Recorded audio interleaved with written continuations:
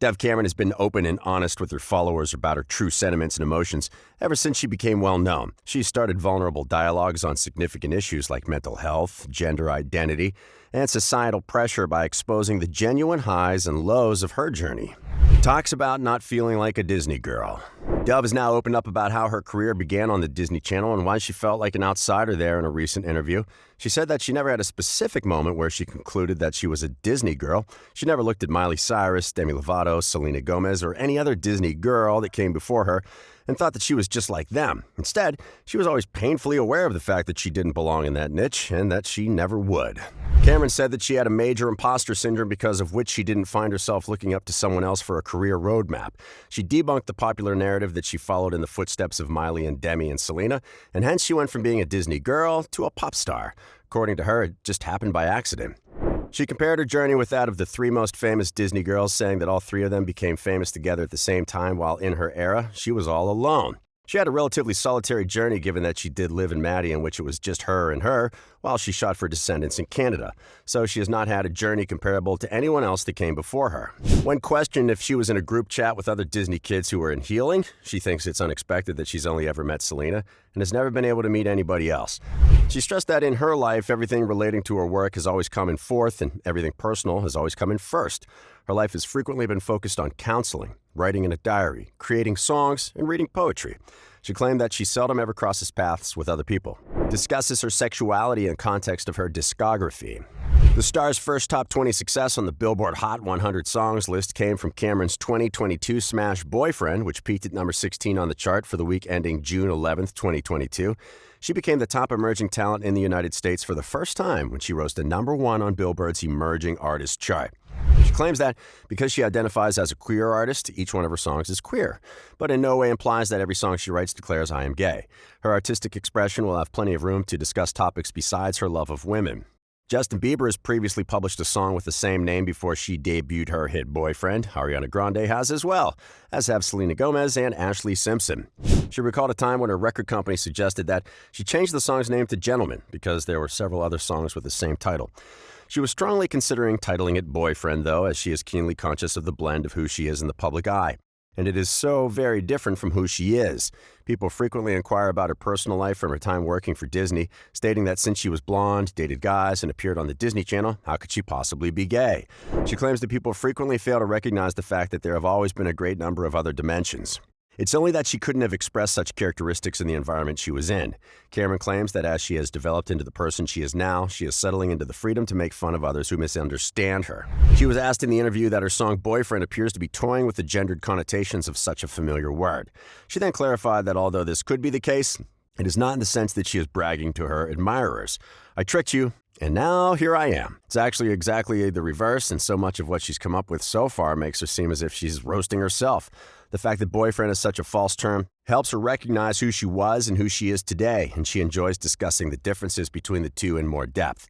Given that she has previously said that Boyfriend was actually based on a specific incident with a specific person, she was asked if it was the same person for the song Breakfast. She clarified that Breakfast actually came into existence because of a particularly angry poem she had written. She said that she brought the poem to the studio soon after Boyfriend became a viral sensation on TikTok. The reason she pursued the song was because she felt like her writing was focused around a villain who was also the main character. A lot of the characters she related to coming of age as someone who was strongly traumatized by loss and grief at a young age. A lot of those personalities were antagonists. As a result, she desired to begin writing for that persona. They came up with the line, I eat boys like you for breakfast, because I floss my teeth with men like you doesn't quite work. And I eat boys like you for breakfast doesn't mean to communicate any misandrous viewpoints that she despises men and only dates women. Rather, it concerns a specific guy who she doesn't like at all and is confident that she can beat him up in a fight. She clarifies that being a pansexual artist, she is simply drawn to and in love with whoever she feels attracted to and in love with. Talks about her voice quality. She talked about the development of her voice over the years. In the latest tracks, Boyfriend and Breakfast, it's giving off deep, low, and sultry vibes. But back in 2019, she starred in the musical The Light in the Piazza, where her role called for airy and sweet. She revealed that for a very long time, she guarded her voice fiercely. She found it quite challenging to live that way, despite being a coloratura by birth. It's a sort of an operatic soprano. Given that she would have to put her voice above everything else in her life, she compared guarding her voice to being like a monk. She recalled asking Kristen Chenoweth for advice on how to prioritize it when they crossed paths when she was 15 or 16.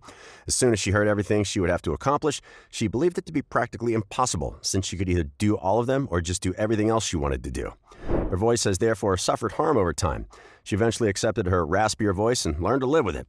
And so for several years in the studio, she would exclusively concentrate on that.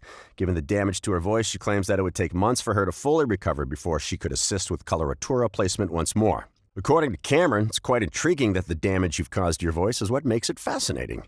She asserts that a damaged voice is a trait shared by her, Dua Lipa, and Billie Eilish. Going off on a bit of a tangent, she stated that if one were to discuss how the body mirrors our experiences, she believes that the way her voice is developed is in and of itself a representation of a lot of misery in her life. Highly vulnerable Instagram post about self-acceptance. The 26-year-old shared a lengthy message along with several mirror selfies and an emotional Instagram post. She wrote in the email that she has been avoiding mirrors recently and feels uncomfortable wearing things that formerly made her feel beautiful. She said how she had been sobbing a lot lately, sometimes out of fear for her identity and appearance, and other times in response to something brand new, unrelated, and joyful to me.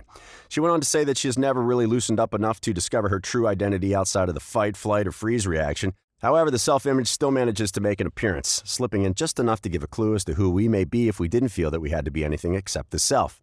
In addition, she acknowledged that ideas about sexuality, performative gender norms, societal incentives, and identity were putting her in a dilemma. Cameron also discussed how one of the most important current events and unquestionably highly harmful to mental health is social media and the 24/7 showcasing of oneself and exposure of everyone everywhere. She explains to her fans that she's delivering the message without a conclusion because she doesn't yet have all the answers and because she believes that the dialogue is fundamentally a modern one. Cameron does not want her followers to feel alone in a sea of people who appear to be individuals and who are at ease with who they are. She emphasized that everyone deserves to live free of the weight of the identity that society has given them, as well as the right to unlearn self-abuse and self-hatred. She too is now traveling that path, and she is sharing to make everyone else feel more at ease in potentially perplexing conversations and help us all navigate difficult-to-explain situations together. The Liv and Maddie actress expanded on her ideas on the subject she covered in her message in the caption. She claims that she's drawn towards having no identity more often than not, and that this is how she most naturally feels, like an invisible energy or presence. She voiced her skepticism about her ability to live like this and about her ability to settle into a routine and a work where the image is one of the key tenets. However, Cameron concluded that she is starting to feel optimistic about the potential of public forums as a vehicle for discovery, safety, and change. There's an opportunity for us to discuss the things that fear us and cannot be widely monetized, that cannot be simply turned into sound bites, and that cannot be commercialized. She concluded by saying that, if we wish, the least human settings may become the most human, and if we can all give each other a bit more room. Talking about whether she thought that the decision to come out would impact her career or not, she said that it was something that she thought about for a fleeting moment and not as a roadblock, but rather as an evaluation of options. But she still decided to come out because she doesn't feel interested in living her life in a way that isn't raw and honest. She said that her sexuality is such a natural and integral part of who she is and determines to some extent how she relates to the world. She added that if she had been thinking that keeping it a secret would have a positive impact on her career, she would have not been the right fit for a music career.